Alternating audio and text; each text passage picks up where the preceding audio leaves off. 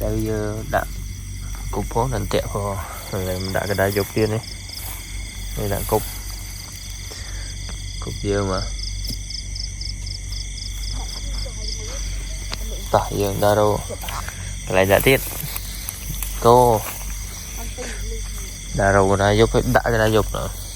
ta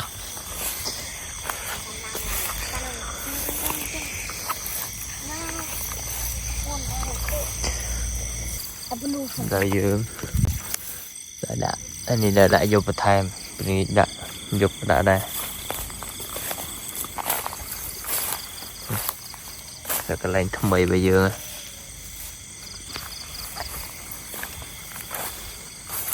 chăm ở bếp bật giờ chăm ớt bếp bật ở cái này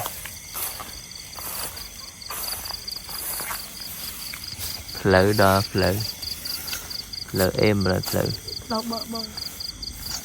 sắc lọ rồi là em á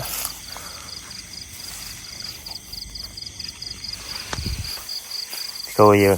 đã đâu có lại đạn tẹo vật cái đạn đây